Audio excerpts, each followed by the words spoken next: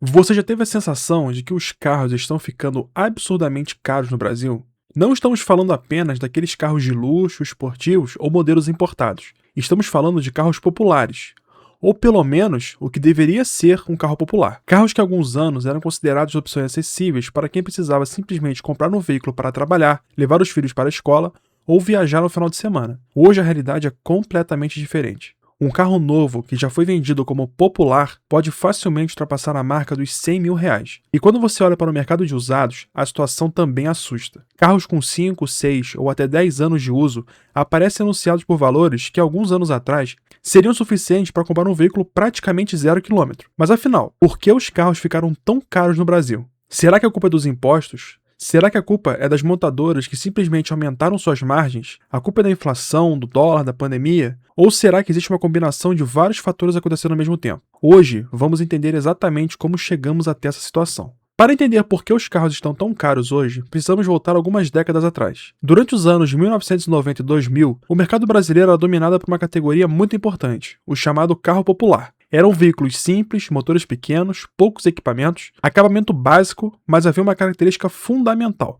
eles eram relativamente acessíveis. Modelos como Gol, Uno, Celta, Corsa, Palio fizeram parte da vida de milhões de brasileiros. E havia uma lógica muito clara: se você não tinha dinheiro para comprar um carro grande ou sofisticado, existia uma alternativa. E ela era o carro popular. O carro pequeno, simples e, abre aspas, barato. Hoje, essa lógica praticamente desapareceu. O problema é que o carro moderno ficou muito mais sofisticado, e isso tem um preço. Existe uma comparação que parece injusta, mas que ajuda muito a entender o problema. Imagina um carro popular de 2005. Agora imagina um carro de entrada vendido atualmente. O preço subiu muito? Sim, mas o carro mudou completamente. Hoje, mesmo veículos relativamente baratos precisam atender uma quantidade muito maior de exigências. Airbags, controle de estabilidade, freio ABS, câmera de ré, sensores, central multimídia, sistema de assistência e o principal, motores mais eficientes. Além disso, existem novas exigências de segurança e emissões. Tudo isso aumenta o custo de desenvolvimento e produção. Então existe uma parte do aumento do preço que pode ser explicada pela evolução dos próprios veículos. Mas isso está longe de explicar tudo, porque existe um problema gigantesco. O poder de compra do brasileiro não acompanhou essa evolução.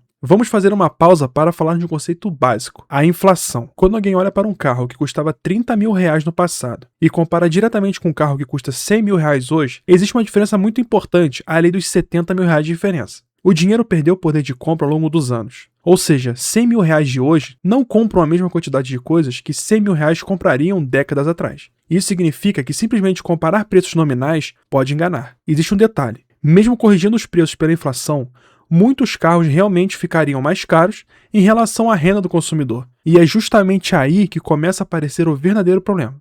O preço de um produto não é determinado apenas pelo número escrito na etiqueta. Também precisamos olhar quanto dinheiro as pessoas ganham. Imagine que um carro custasse o equivalente a alguns salários mínimos. Se o preço do carro sobe muito mais rapidamente do que a renda do trabalhador, aquele veículo ou bem se torna menos acessível. E foi assim que aconteceu em boa parte do mercado brasileiro. O carro subiu, o financiamento subiu, o custo de manutenção subiu e o combustível subiu. E o consumidor começou a precisar de muito mais dinheiro para manter o automóvel. O resultado é simples: comprar um carro deixou de ser apenas uma decisão de consumo. Passou a ser, para muitas famílias, uma decisão financeira gigantesca. Para entender de verdade como os carros ficaram mais caros no Brasil, existe um exemplo que representa muito bem essa mudança. O Renault Kwid, lançado em 2017, tinha uma proposta bastante clara: ter um carro barato, pequeno, simples e econômico, pensando justamente para ocupar o espaço que os antigos carros populares deixaram. Na época, o Kwid chegou ao mercado brasileiro com preço na casa dos R$ 30.000. E isso era justamente o que mais chamava atenção. Ele não era um carro luxuoso, não tinha um motor potente, não tinha acabamento sofisticado. Era pequeno, simples e econômico, mas cumpria uma função: oferecer uma das portas de entrada mais baratas para quem queria comprar um carro 0 km.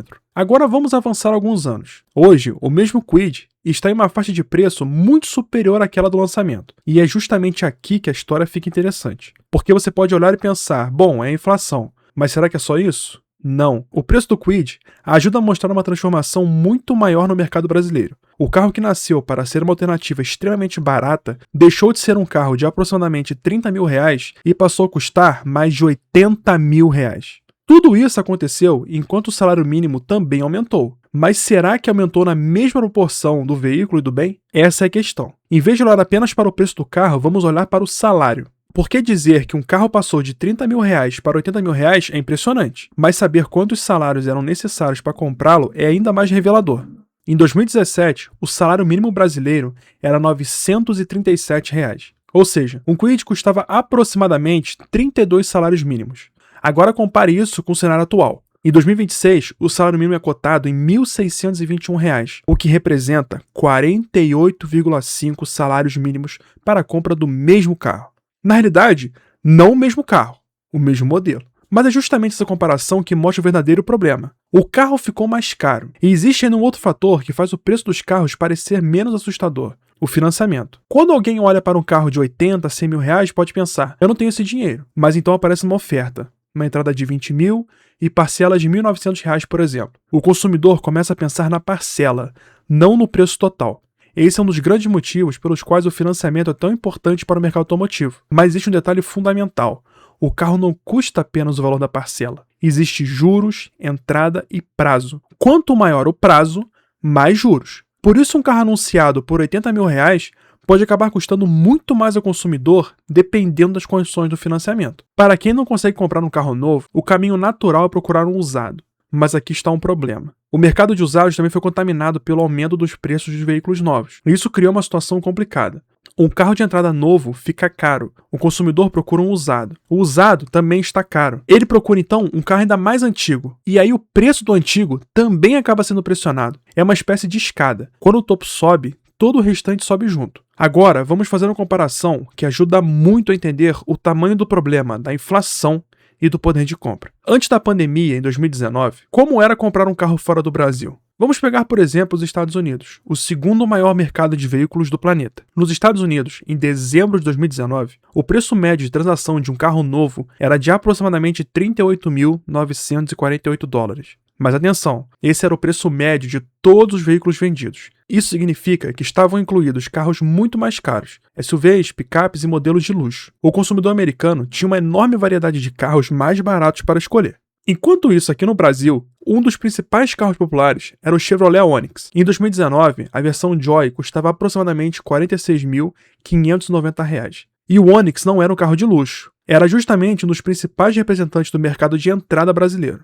Existe uma grande diferença entre os dois mercados. Nos Estados Unidos, o consumidor tinha um acesso a um mercado muito maior, com uma quantidade enorme de modelos, versões e fabricantes competindo em diferentes faixas de preço. Além disso, descontos eram comuns. Em dezembro de 2019, a Kelley Blue Book registrou descontos médios de até 7% nos veículos novos. Ou seja, o preço anunciado nem sempre é o preço final pago pelo consumidor. No Brasil, a realidade era diferente. Nosso mercado já era mais concentrado em modelos compactos e o preço final carregava uma estrutura de custos muito diferente. Por isso, mesmo antes da pandemia, o brasileiro já enfrentava um problema. O carro era caro em relação à renda, e esse detalhe é fundamental. Porque não adianta dizer simplesmente, nos Estados Unidos o carro custa X dólares e no Brasil o carro custa Y reais. Precisamos perguntar, quanto do salário de uma pessoa é necessário para comprar um carro? E é aí que a comparação começa a ficar realmente interessante. Em 2019, antes da pandemia, o salário mínimo era R$ 998. E o Chevrolet Onix custava aproximadamente R$ 46.590. Fazendo uma conta simples, seriam necessários aproximadamente 47 salários mínimos para comprar aquele veículo. Mas agora vamos usar uma comparação ainda mais interessante. Segundo o IBGE, o rendimento médio mensal do trabalho no Brasil era de R$ 2.308 em 2019. Isso significa que o Onix de R$ 46.590 equivalia a aproximadamente 20 meses de rendimento médio do trabalhador brasileiro. Ou seja, quase 1 ano e 8 meses de renda média. E isso considerando que a pessoa gastasse absolutamente zero com aluguel, zero com comida, zero com energia, zero combustível, zero com qualquer outra coisa. Todo o dinheiro iria para o carro. Agora vamos olhar para o mercado americano. Em 2019, antes da pandemia, o preço médio de transação era de $38.948 para a compra de um veículo. E o rendimento semanal médio de um trabalhador americano estava próximo de $971. Isso dá algo próximo de $4.200 por mês. Então, dividindo o preço médio do veículo pela renda mensal média, chegamos a aproximadamente 9,3 meses de rendimento. Perceba a diferença. Estamos falando de aproximadamente 20 meses contra 9 meses. É mais que o dobro. Mas existe uma ressalva importante. Essa não é uma comparação perfeita. Nos Estados Unidos, estamos usando o preço médio de